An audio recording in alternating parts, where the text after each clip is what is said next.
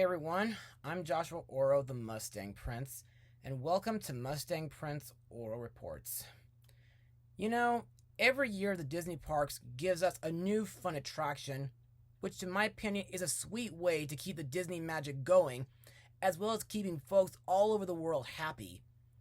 But at the same time, the Disney Imagineers would often shut down another attraction whose time has come to pass. For example, just recently, Avengers Campus made its grand opening at Disney California Adventure, and with it, some new stuff like the Avengers headquarters, Pym Test Kitchen, Doctor Strange's Sanctum, and of course, Web Slingers, a Spider-Man adventure. Plus, I heard that a Quinjet ride will be opening next year. Anyway, while I think this is a great new area, it still brings back childhood memories of A Bug's Land. For those who probably don't remember, or who have not seen my blog of Pixar's A Bug's Life back in 2018, A Bug's Land was an area which opened in October 2002, which featured fun child-friendly attractions like Flick's Flyers, Heimlich's Choo Choo Train, France's Ladybug Boogie, Princess Dot Puddle Park, and Tuck and Roll's Drive-In Buggies. But before that area came into existence, back in 2001, back when DCA was still new at the time, they had a Bug's Life themed attraction, which I've known about ever since my first visit to Disney's Animal Kingdom back in summer 1998, which was, believe it or not, a few months before A Bug's Life made its theatrical debut. And for today's episode, I'm going to pay tribute to that attraction and share my experience with all of you. So, first opening at Disney's Animal Kingdom on April 22nd, 1998, this is It's Tough to Be a Bug. Now, on for the plot of the attraction. This is a 9-minute long 3D show where Flick the Ant hosts the show in order to educate the audience on why bugs should be considered as friends. However, the evil grasshopper Hopper is very furious at Flick due to him believing that humans are bugs' biggest enemies. So, what are my thoughts on the attraction? Well, ever since I first saw it, I thought that this deserves to be one of Disney's most intense attractions, next to others like the extinct extraterrestrial alien encounter, Space Mountain Ghost Galaxy, and the Haunted Mansion. But on the other hand, it's pretty much a classical show. But to further explain why I think so, let's move on to Mustang notes. Now, the reason why I say this attraction is kind of a classic is because this was the very first Pixar attraction to open at a Disney park. Plus, the title and storyline of the show was inspired by Ward Kimball's It's Tough to Be a Bird, which I never known about at the time. Anyway, about a year before the opening of Animal Kingdom, Disney Imagineers had decided to place a show inside the park's centerpiece, the Tree of Life. But they struggled to find an acceptable concept. One favorite concept was focused around Rafiki taking guests on a journey through the natural world and telling the stories about the creatures found on the tree's trunks and roots. Disney CEO Michael Eisner suggested that a tie-in with the upcoming Pixar movie A Bug's Life, and the creative team developed a story based around the characters of the movie. Visual effects studio Rhythm and Hues were brought in to produce the 3D animated portion of the show, while Disney special effects teams created the rest of the experience, including animatronic characters, lighting, wind, fog, water, and foul smells. The show was originally planned to run 12 minutes long, with a deleted act focusing around a dating game show where Flick would interview 3 bachelorettes from species known for eating their mates, like a black widow spider, a praying mantis, and a jumping spider. This was ultimately scrapped when Eisner disapproved of the idea of interspecies dating. Now, from my experience as I remember, the inside of the attraction is very creative, but also mind-blowing, due to it resembling the inside of an anthill. Also, I like that in the underground pre-show room, you'll find posters of various bug acts from the show, which to me is a nice build-up. Plus, You'll also find insect parodies of Broadway musicals like A Chorus Line, Beauty and the Beast, The King and I, My Fair Lady, Little Shop of Horrors, Annie, and West Side Story. Also, the lobby's music overture features parodies or renditions of songs from these shows using bug sounds. After that, you enter a huge theater where the stage is covered by a curtain of butterflies, which, to me, kind of looks like something you'd see in a kaleidoscope. Anyway, aside from the show featuring animatronics, lighting, wind, fog, water, and foul smells, there are also effects that come from your seats, like air cannons, a small piece of rubber tubing that pokes you in the back, which resemble Hopper's hornet swarm stinging you, which really hurt, and of course, hidden rubber wheels that roll underneath you, which resemble the beetles, maggots, and cockroaches who exit the theater, which to me absolutely tickle.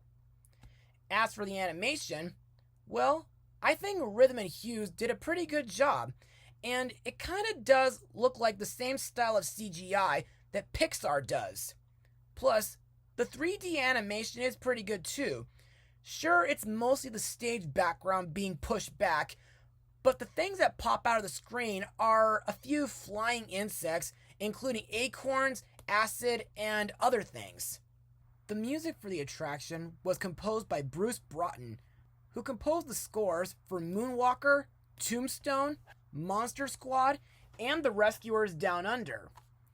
As for the show's finale/theme song, which was written by George Willikins with lyrics by Kevin Rafferty, in my opinion, this is another memorable Disney/Pixar song, and I like that it describes how it is important for the world to have insects that help take care of the world, like honeybees, dung beetles, dragonflies, and many others. And now let's move on to the characters and the voice actors brought to life. The host for our show, Flick, is voiced by Dave Foley, who got to be in the Care Bears Nutcracker Suite, Disney's Sky High, and Pixar's Monsters University. In this show, Flick presents and welcomes the human audience to the world of bugs. When we first see him in his animatronic form in a hole in the ceiling, Flick mentions that he and his cast have been doing this act for over 300 million years. And I think it's very sweet that Flick makes every human who sees the show honorary bugs when they wear the special bug eyes or the 3D glasses that the Disney cast members provide for everybody. Also, while Flick is on stage, he explains why it can be tough being a bug while demonstrating a couple insect survival techniques provided by a few insect guests. The first guest for the show is Chili, a Mexican red-kneed tarantula voiced by Cheech Marin. This guy's role is to shoot acorns that are flung towards the audience by a spiderweb slingshot with his poisonous quills. By the way, the part where he sneaks up on Flick and startles him was pretty funny, but it can also make you jump out of your seat. Our next guest character is a soldier termite known as the Termite-ator, voiced surprisingly by French Stewart, whom I remember from Magic Island, Bartok Magnificent, Inspector Gadget 2, and Clock Stoppers. This guy, who happens to be a bug version of the Terminator, is a character who defends his mound by spraying intruders with acid. To me, even though he made a cool entrance from the back of the set, this character is highly defensive and protective, like when he shoots a taunting PT flea. But next thing you know, he sprays the audience, sensing them as intruders, which to me was pretty silly, but the feeling was pretty strong due to the water pressure. Next we come to Claire de Room, the stink bug, who has no voice actor. Anyway, this character is said to be the silent but deadly member of the bug world. Her role was to spray her stinky gas at a flower. Unfortunately, due to a mischievous and taunting weevil crashing into said flower, Claire directs her gas towards not only Weevil, but also towards the audience. Phew! This is Weevil Knievel, voiced by Jason Alexander. Now, this guy is not really part of the acts, but he is actually, well, a real prankster kind of character. I already mentioned that he's the reason why Claire de Rune sprayed her smelly gas at the audience due to him flying into a flower prop. But before that, Weevil was messing up Chili's act by holding onto an acorn and taunting him, and during the finale, Weevil was holding a moldy cupcake, which causes the other bugs on stage to chase him. Finally, we come to the evil grasshopper, Hopper, voiced by Andrew Stanton, who voiced Emperor Zurg in Toy Story 2, and he directed films like Finding Nemo, WALL-E, and John Carter. Now, as I said in my Bugs Life blog, Hopper deserves his place as Pixar's darkest villain, and this attraction is pretty much how several folks, including myself, were introduced to this evil grasshopper 7 months before the movie was ever released in theaters. Plus, believe it or not, Hopper's animatronic form was one of the most complex things that the Walt Disney Imagineering team has ever created. To me, Hopper's role in this attraction is where all Tartarus breaks loose, due to Hopper being furious that Flick has allowed humans into the insect world. And after Flick is being chased off stage by a stag beetle, Hopper shows the audience a series of movie clips from old monster films featuring giant bugs, like Earth vs. the Spider, Beginning of the End, and Empire of the Ants. And Hopper decides to get revenge on the human race by using a giant fly swatter and a can of bug spray.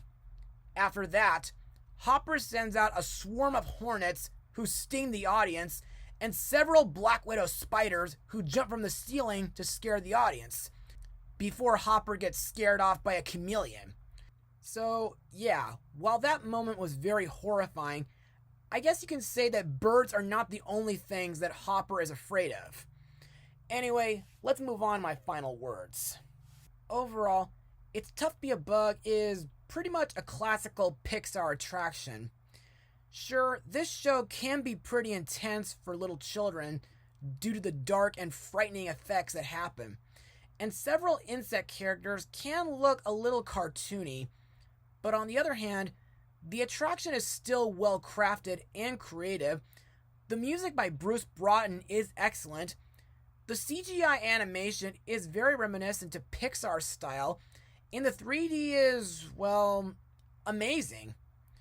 Yeah, it is sad that this attraction is no longer playing at Disney California Adventure anymore. But if you want to check out this show for yourselves, either see it at Animal Kingdom in Walt Disney World in Florida, or watch it on YouTube. Also, I just hope that sooner or later, I can give Spider-Man's Web Slinger ride a chance soon, if I can get another reservation for Disneyland Resort someday. As for my rating, well, I'll give It's Tough to Be a Bug an 88% out of 100. Well, that's all for now, viewers. Be sure to join me next time. Mustang Power. And remember, now that we're all honorary bugs, remember, magnifying glasses are for looking at little things, not for burning little things. See ya! To see my pretty wings and my new antenna things, I'll be way up high when I fly. Yes, I'm a caterpillar, I get no respect. When all of that will change, I'll be a brand new insect. No more pesticide, food and night, brushed aside, stepped on by shoes. But until then, I've got the lonely lava caterpillar blues.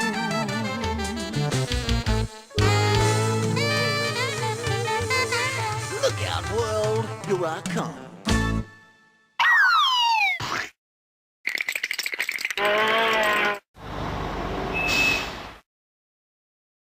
Okay now, cook it up. Take it away.